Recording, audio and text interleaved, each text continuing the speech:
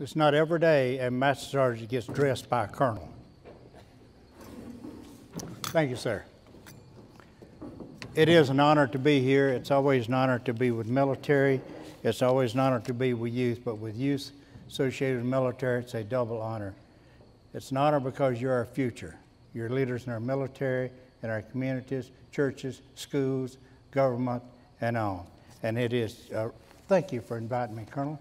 I greatly, greatly appreciate it. When I was asked to come, I mentioned a film clip at most of you. How many did not see the film clip? Everybody see the film clip? You know what I'm talking about. Come on, loosen up just a little bit now. Okay, we're here to have a good time. This is a ball. Oh, that's a military ball. Who saw the film with Lieutenant Fleming in it? Raise your hand. Thank you. Now, did you not know what I was talking about? I apologize. That won't happen again. I'll make sure I'm very clear on this. I spent 20 years in the Air Force, most of it in special operations, most of it in helicopters. In helicopters, you work your way up. I started out as a mechanic, then crew chief, then flight mechanic, and then flight engineer later when helicopters got a little more sophisticated. I spent most of my time with the 20th Special Ops Squadron out of Heber Field. I pulled 2 combat tours Southeast Asia on helicopters. I have over 3,000 helicopter hours. I was shot down twice over there. It got hairy at times and got fun at times.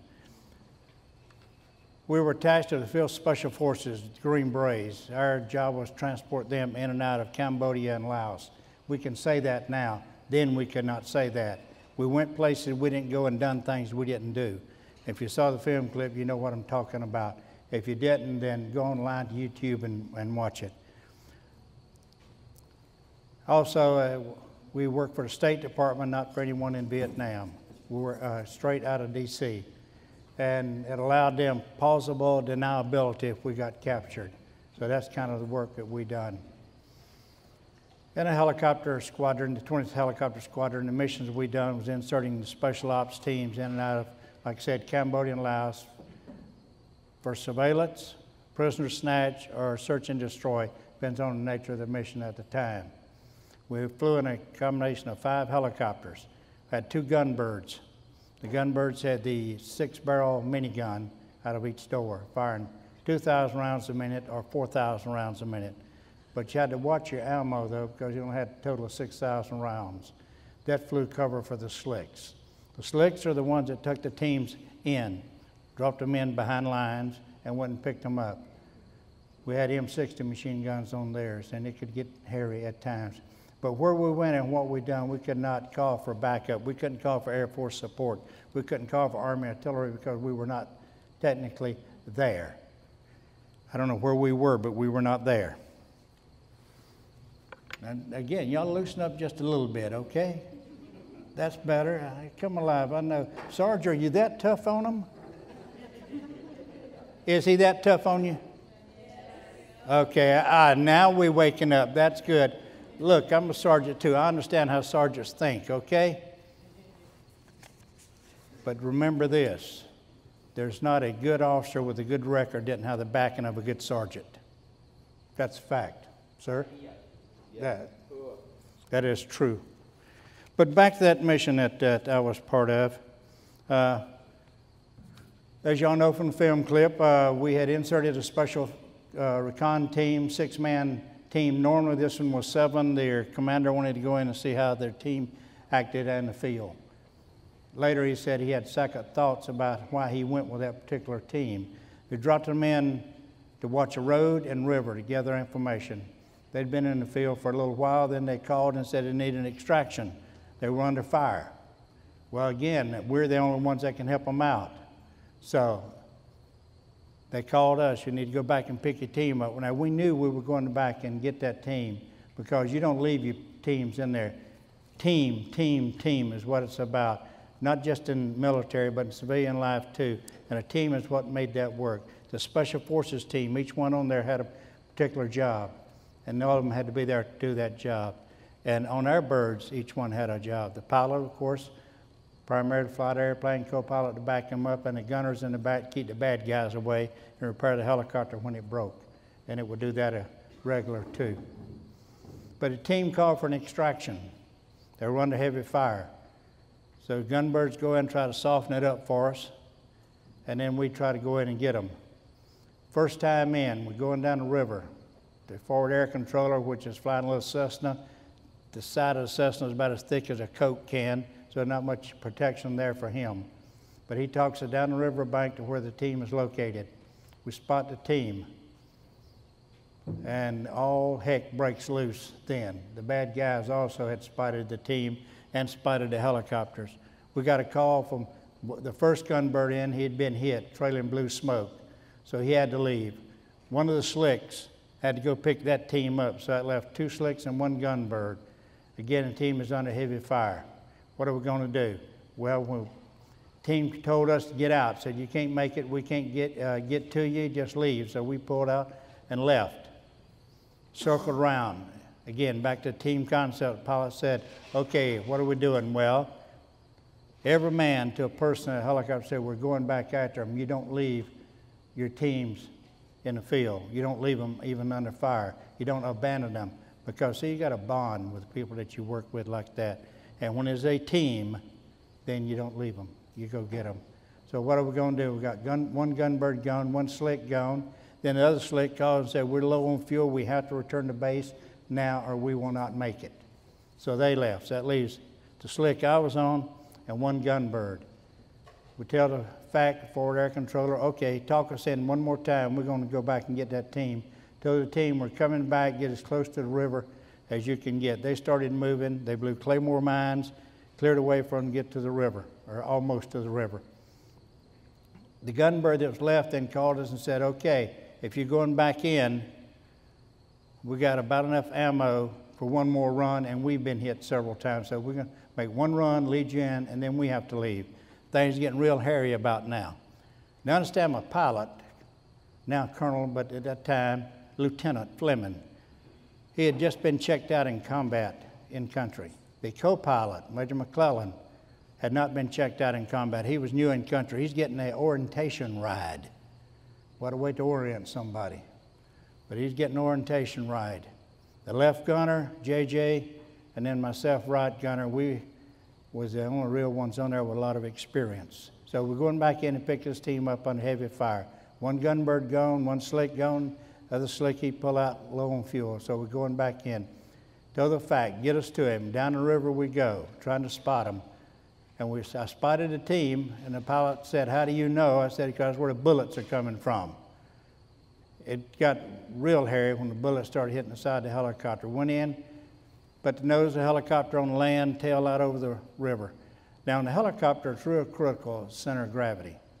If you get it off center, it can crash. And we had already gone down and cut the tops out of the trees with helicopter blades down as far as the greenwood was. Got down to hardwood, you don't want to do that, it'd tear the blades off. So that's as low as we could get, just off the ground, about where a man could reach up and get inside the helicopter. Here comes a team coming, and we're getting shot at, and we're returning fire. 1, 2, 3, 4, 5, 6. Where is the 7th man? We're not leaving him, but I don't see him. And finally he appears. He comes running out of the jungle, jumps over something, I don't know what, and makes it up to the edge of the helicopter, and we get him on board. Now, what is so hard about this with a pilot, with a helicopter, is sitting in a hover, center of gravity is in the center. You put a lot of weight on the side and it tilts this way. That cannot happen where we were sitting because of blades where they went into the trees and we'd have crashed and burned there. So that pilot had to be sensitive enough to the movement there not to let that happen. As I was picking these guys up and putting them in the helicopter, that was about 50 pounds ago in a lot of years. So yes, I done it then. Somebody said, well, why? Well, they were slow and I was scared. I guess that's how we got that to happen as fast as we did. But we got them and backed out over the river and took off down the river and climbed out and returned to base. But none of that would have happened had it not been for teamwork. Everybody on that helicopter had to do his job. Because see, my left gunner, his gun jammed. And his M16 was on the floor under the people I was throwing in the helicopter. So he stood in the door to keep bullets from coming through. See, I've got your back takes on a whole new meaning when you understand the real concept of team. And that's what he done. Got out, climbing out, the pilot said, Cook, was there a hole in this windshield before we went in? Said, no, sir, there was not a hole in the windshield before we went in. None of us knew when that bullet went through that windshield. We were working that hard to do what we had been trained to do. Because if we had not worked together, we would not have gotten out of there. That's how hard we were concentrating on doing that. That mission resulted in 2 Air Medals, 11 Distinguished Flying Crosses, 1 Silver Star, 1 Air Force Cross, and 1 Medal of Honor. Our pilot, Jim Fleming, received that Medal of Honor. And it took teamwork. I cannot say teamwork enough.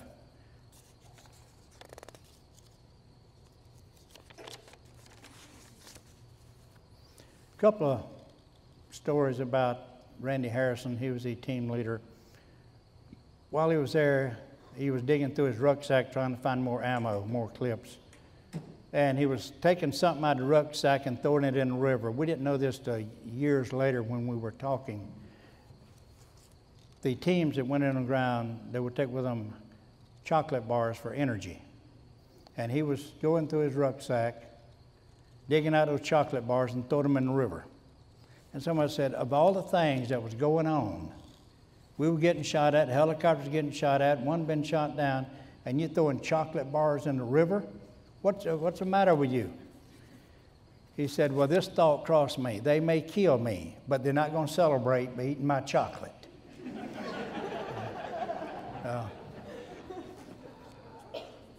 Randy Harrison's quite a guy.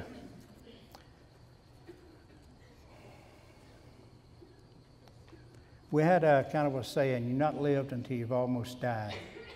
And for those who fight for it, life and freedom has a special blessing the protected will never know. You understand that. You're in the junior ROTC.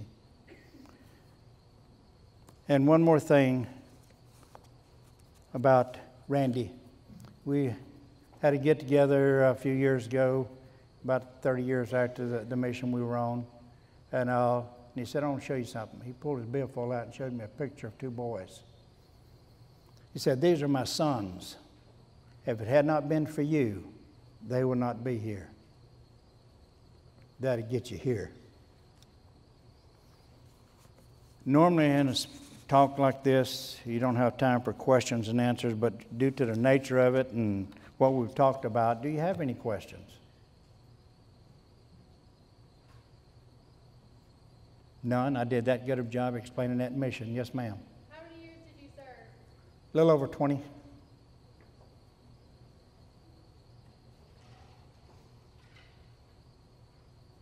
Nothing. I have one more thing I would like to read to you. Normally I don't read when I'm up here, but I would like to read. This is by Colonel James Muscott, USF, retired. Lessons in Leadership from a squadron janitor. William Crawford was an unimpressive figure, one you could easily overlook during a hectic day at the U.S. Air Force Academy. Mr. Crawford was our squadron janitor. While we cadets busied ourselves preparing for academic exams, athletic events, Saturday morning parades, and room inspections, or never-ending leadership classes, Bill quietly moved about mopping and buffing floors, cleaning toilets, or just tidying up the mess 100 college-age kids can leave in a dormitory. For many years, few of us gave him much notice, rendering little more than a passing nod, throwing a curt good morning in his direction as we hurried off. Why? Perhaps it was because the way he did his job, always keeping the squadron areas spotlessly clean. Frankly, he did his job so well, none of us had to notice or get involved. After all, cleaning toilets was his job, not ours. Maybe it was his physical appearance that made him disappear. Bill didn't move very quickly and even shuffled a bit, as if he suffered from some sort of injury. Bill was an old man working in a younger person's world. What did he have to offer us on a personal level? Bill was shy, almost painfully so, seldom speaking to a cadet unless they addressed him first, always busying himself in his work. The Academy, one of our nation's premier leadership laboratories, kept us busy from dawn till dusk. And Mr. Crawford, well, he was just a janitor. That changed one fall Saturday afternoon. I was reading a book about World War II, the tough Allied ground campaign in Italy, when I stumbled across an incredible story. William Crawford, in the face of intense and overwhelming hostile fire, with no regard for personal safety, on his own initiative, single-handedly attacked fortified enemy positions for conspicuous gallantry at risk of life above and beyond the call of duty of the President of the United States. Holy cow, I said to my roommates, I think our janitor is a Medal of Honor recipient. And as you're talking about people that receive medals, don't ever say won. You don't win a medal. You earn a medal. You're a recipient of a medal. You don't win a medal. It's not a contest. It's something you earn by gallantry. We couldn't wait to ask Bill about the story. We met Mr. Crawford bright and early Monday and showed him the page from the book. He stared at it for a few silent moments, then quietly uttered something like, "Yep, that's me." Mouse gave my roommate and I both stuttered. "Why didn't you ever tell us about it?" He replied after some thought, "That was one day in my life that happened a long time ago."